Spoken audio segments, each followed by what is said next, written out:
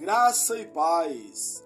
Eu sou o pastor José Henrique e aqui na Escola Dominical da Igreja Presbiteriana de Nova Aurora estamos estudando a revista Palavra Viva, da editora Cultura Cristã. Tema trimestral: o Reino, a Aliança e o Mediador. Lição 9. A Nova Aliança. A Palavra de Deus encarnada. Textos básicos: João 1:1-14 e Mateus 26:26-30. No princípio era o Verbo, e o Verbo estava com Deus, e o Verbo era Deus. Ele estava no princípio com Deus. Todas as coisas foram feitas por intermédio dele, e sem ele, nada do que foi feito se fez. A vida estava nele, e a vida era a luz dos homens. A luz resplandece nas trevas, e as trevas não prevaleceram contra ela. Houve um homem enviado por Deus, cujo nome era João. Este veio como testemunha, para que testificasse a respeito da luz, a fim de que todos virem a crer por intermédio dele. Ele não era a luz, mas veio para que testificasse da luz, a saber, a verdadeira luz, que vinda ao mundo, ilumina a todo homem. O Verbo estava no mundo. O mundo foi feito por intermédio dele, mas o mundo não o conheceu.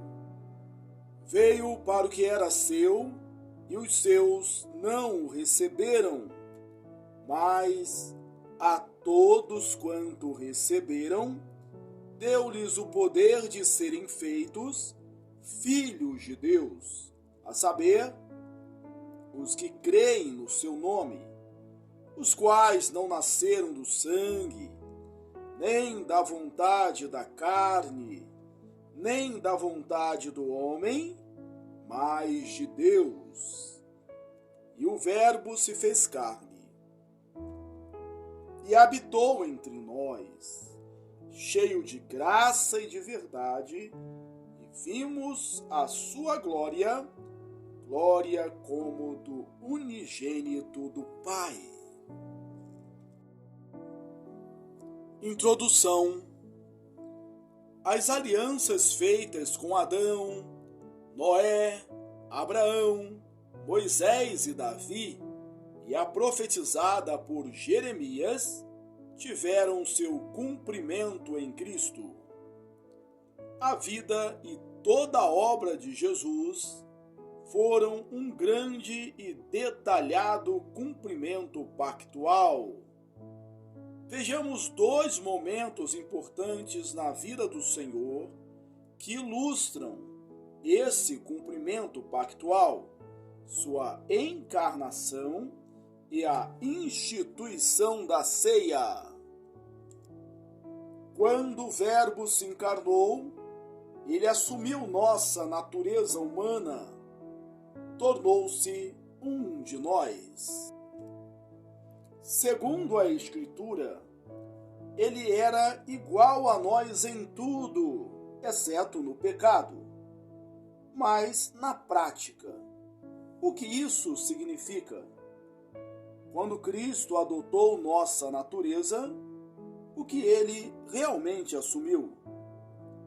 Na ocasião em que a ceia foi instituída, a morte de Jesus estava bastante próxima.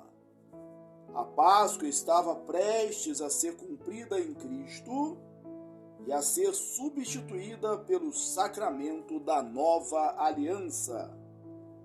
O que Jesus ensina sobre a aliança nesse momento tão relevante? Tópico 1. A encarnação. Letra A. Um corpo verdadeiro. A Escritura nos ensina que em seu estado de humilhação, Cristo assumiu um corpo verdadeiro. Colossenses 2:9, 1 João 4:2, 2 João 7. Ele nasceu de um modo natural, cresceu, Lucas 2:52, teve fome, Mateus 4:2, 21:18, e sede, João 18:28. Jesus dormiu e chorou. Ele suou e sangrou. Ele se sentiu exausto. Ele foi surrado, açoitado, ferido e pregado na cruz. Cristo morreu, foi envolto em roupas sepulcrais e sepultado. Ele ressuscitou, mas mesmo depois dessa ressurreição física, ele disse: um espírito não tem carne nem ossos, como vedes que eu tenho. Lucas 24:39. Sobre a encarnação do Verbo, a Confissão de Fé de Westminster diz que Jesus foi concebido no ventre da Virgem Maria, da substância dela. Com isso, esses teólogos queriam dizer que Jesus é verdadeiramente humano. Isso ressalta o fato de que, em todos os aspectos essenciais, o seu corpo era idêntico ao nosso, com a única diferença de que, pela ação do Espírito, a natureza humana de Jesus foi preservada do pecado. Mesmo depois da sua ressurreição, ele continua tendo um corpo. João 20:27. Todavia, esse corpo é glorificado. Filipenses 3:21. Ainda assim, depois da ressurreição, por mais que seu corpo tivesse glorificado, ele pôde ser reconhecido por Tomé, Maria, Paulo e muitos outros discípulos. Apocalipse 5:6. A Escritura diz que o Cordeiro ainda porta as marcas de seu sofrimento. O corpo ressurreto de Jesus é seu corpo terreno glorificado. O Verbo assumiu nossa natureza, redimiu-a e glorificou-a. P. Uma alma racional. Cristo assumiu uma alma humana racional. Ele possui uma psicologia humana tão verdadeira quanto possui um corpo humano. Sua mente humana estava sujeita às mesmas leis de percepção, memória, lógica e desenvolvimento que nossa mente possui.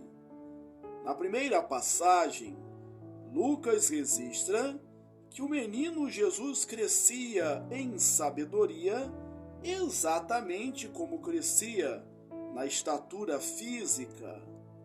Na segunda, Jesus claramente admite que há alguma coisa que ele não conhece.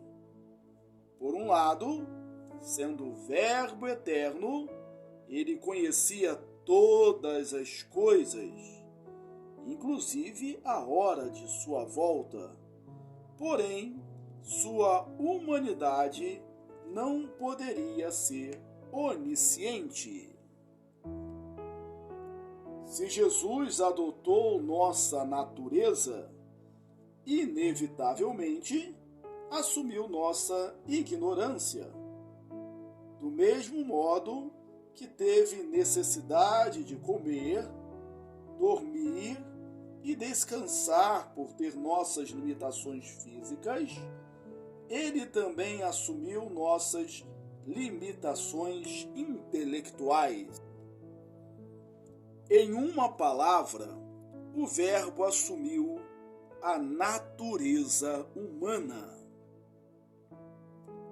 Como ser humano, havia muita coisa que Cristo não sabia, mas, como mediador, ele conhecia tudo o que precisava conhecer. O progresso da revelação foi determinado por suas próprias capacidades em desenvolvimento. Assim como Cristo tinha de cumprir o ofício de mediador dentro das limitações de um corpo humano, ele também tinha de cumpri-la dentro das limitações de uma mente humana. C. Emoções humanas. Ao assumir a nossa natureza, Cristo assumiu nossos sentimentos. Contudo, suas emoções foram sem pecado, ao contrário das nossas, que sempre trazem em si a mancha do pecado e não raramente são imoderadas. Há afirmações claras no Novo Testamento de que Jesus experimentou uma alegria profunda e constante. Em Lucas 10, 21, ele é descrito como tendo exultado no Espírito. Em João 15, 11, ele se refere à sua própria alegria. Há uma referência semelhante em João 17, 13. Ele também é descrito como tendo suportado tristeza, angústia, agonia e desamparo. Jesus também conheceu a ira, evocada algumas vezes pelo mal e pela perversidade do homem, e em outros casos, pela imensidão absoluta da tragédia humana. Na sinagoga de Cafarnaum, ele ficou irado pela atitude da congregação diante da cura que ele concedeu a um homem com a mão mirrada. Marcos 3, 5. Mais tarde, Marcos 10, 14, ficou indignado quando os discípulos desencorajaram as mães que lhe haviam trazido seus filhos. A referência mais interessante à ira de Jesus está na narrativa da expulsão dos comerciantes do templo, Mateus 21, 12 e 13. Tópico 2. O sacramento do corpo e sangue.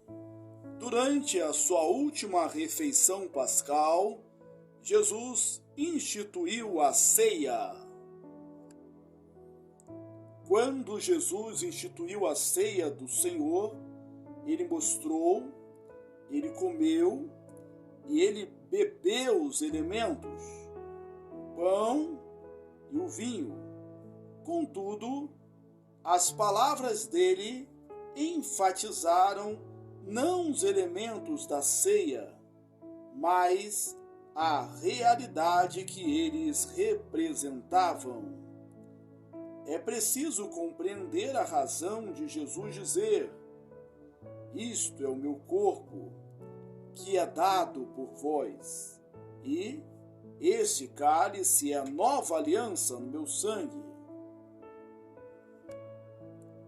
Os elementos visíveis desse sacramento, o pão e o vinho, quando são devidamente consagrados aos usos ordenados por Cristo, têm tal relação com Cristo crucificado que às vezes são chamados pelos nomes das coisas que representam.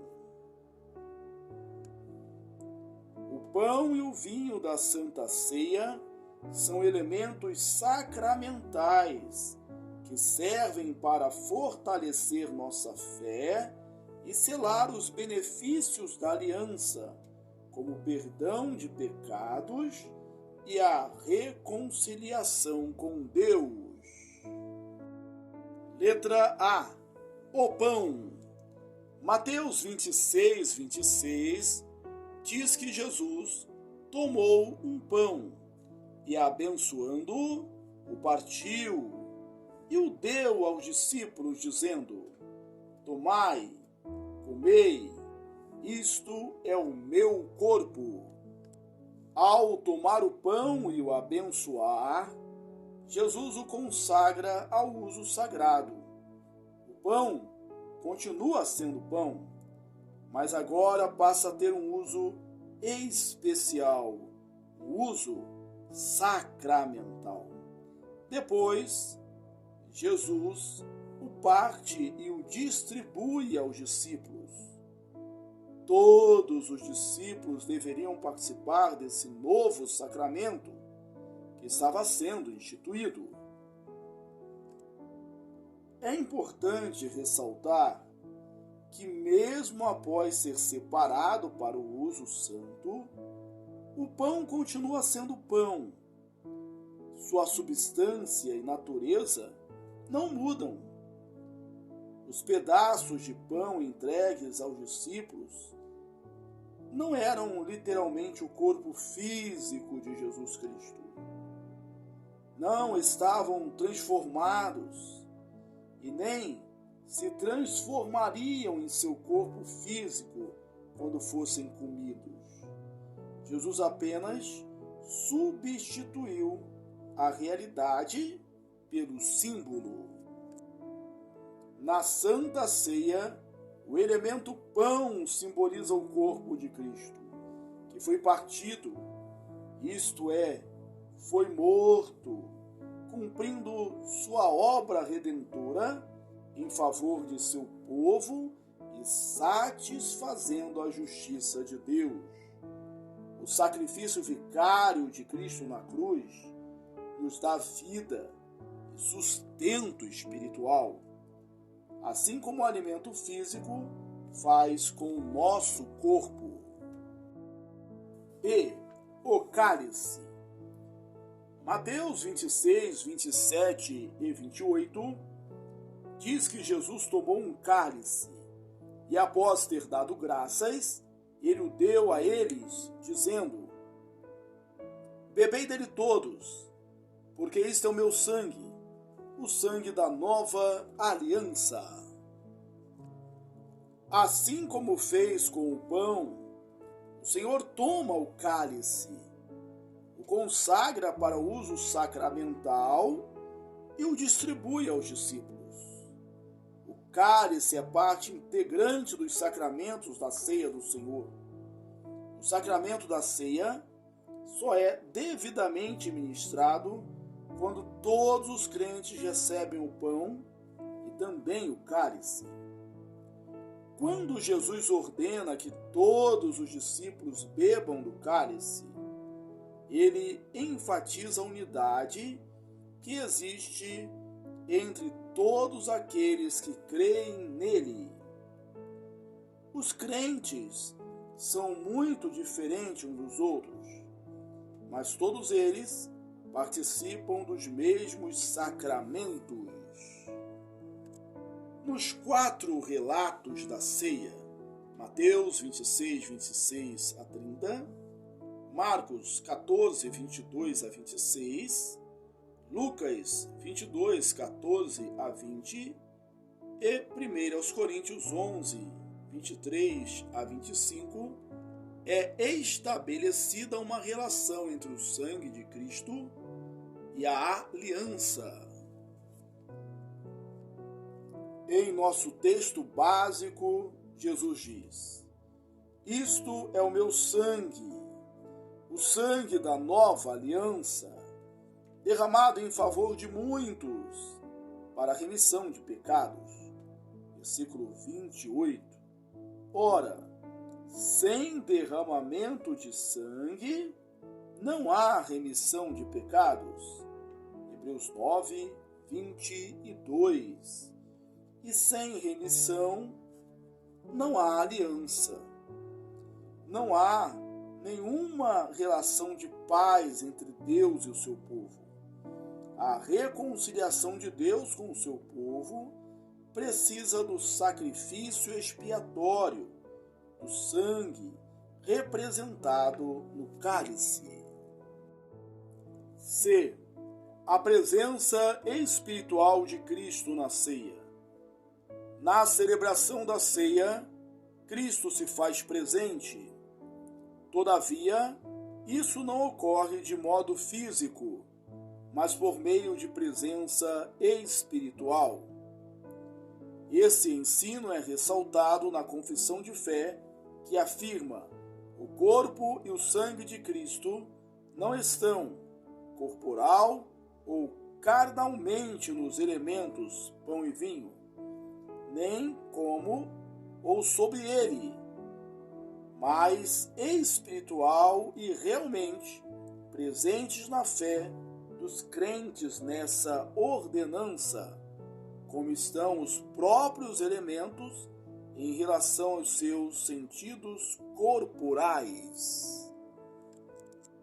Assim, quando estamos recebendo adequadamente a ceia, incluindo um exame de nós mesmos, 1 Coríntios 11, 28, estamos intimamente recebendo Cristo, embora estejamos participando exteriormente dos elementos visíveis desse sacramento.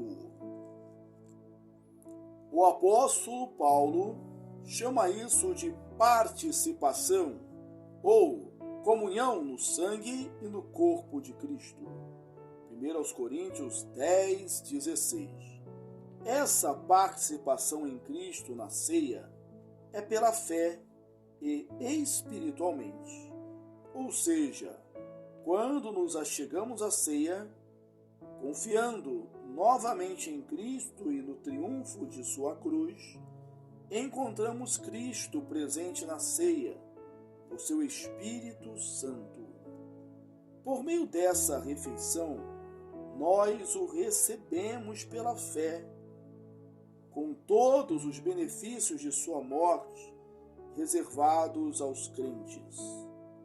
Nós nos alimentamos dele, nós somos providos por ele, embora o ato de receber e de se alimentar não seja carnal ou corporal, ele, entretanto, é real e verdadeiro. Em outras palavras, ainda mais enfáticas, o corpo e o sangue de Cristo, durante a ceia, não estão corporal ou carnalmente nos elementos pão e vinho, nem com ou sob eles. Cristo não está presente em corpo ou em carne. Essa confissão insiste corretamente que Cristo está presente, real, mas espiritualmente na ceia. Ele está presente na fé dos crentes na ordenança, como estão os próprios elementos em relação aos seus sentidos corporais. D. Apontando para frente. De acordo com a Escritura, a celebração da ceia do Senhor é uma ordenança perpétua que deve acompanhar a igreja até que ele volte. Essa ordenança anuncia a morte do Senhor. 1 Coríntios 11, 25 a 26. À Aqui está implícita não uma lembrança meramente histórica, nem um anúncio meramente verbal ou figurativo, mas uma aplicação eficaz e prática do mérito de Cristo e a apreensão dele pela fé. O anúncio da morte de Cristo também envolve uma ação de graças pública e expressa desse grande benefício. Tudo o que Cristo precisava fazer para cumprir a aliança já foi feito. Ele já veio, cumpriu a lei, foi obediente até a morte, morreu de uma vez por todas e garantiu para nós o perdão de pecados e a reconciliação com Deus. No entanto, a Santa Ceia não aponta somente para trás, para o sacrifício de Cristo, realizado de uma vez por todas na cruz do Calvário. Ela aponta também para o futuro, para o dia em que cearemos com Cristo no reino do Pai. Mateus 26, 29. Portanto, a ceia do Senhor aponta para a comunhão perfeita que os crentes terão com Cristo no reino de Deus, quando a obra de redenção for consumada. Esse sacramento deve ser realizado até que ele venha. 1 Coríntios 11, 26. Avivando a memória do crente e fortalecendo sua esperança e certeza de que Jesus retornará, como disse que faria. O sacramento da ceia do Senhor aponta para a consumação final da obra do Senhor. Nesse dia, os crentes desfrutarão com ele de uma comunhão eterna e festiva.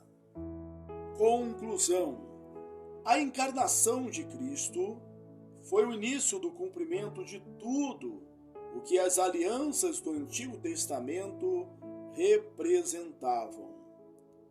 Assumindo nossa natureza, Cristo pôde ser nosso representante pactual e, quando cumpriu a aliança, cumpriu-a em nosso lugar. A instituição da Santa Ceia foi o último ato de culto realizado por Jesus na companhia dos apóstolos. Esse sacramento, que a partir de sua próxima ministração serviria como memorial e selo da obra redentora de Jesus em sua instituição, serviu para anunciar a proximidade de sua morte.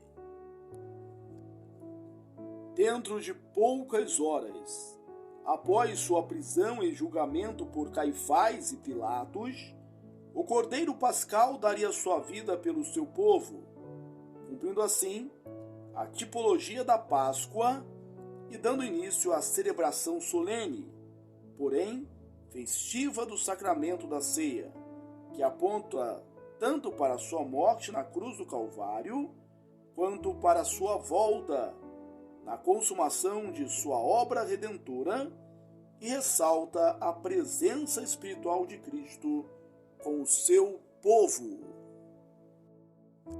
Aplicação: Cristo assumiu a natureza humana.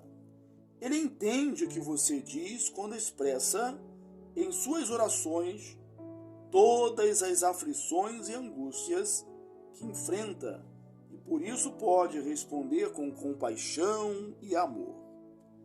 Derrame diante dele em oração suas tribulações e suplique a sua bênção. A aliança já foi cumprida por Cristo, mas ainda aguardamos seu retorno. Enquanto ele não volta, viva com alegria e esperança, sabendo que ele consumará a sua obra.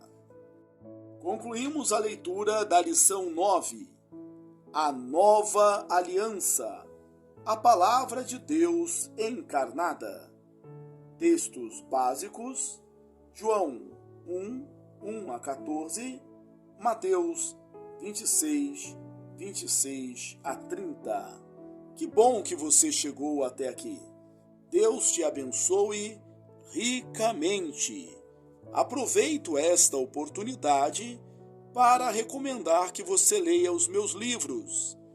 Você é o que você fala e você é o que você planeja. Um forte abraço e até a próxima, se Deus quiser.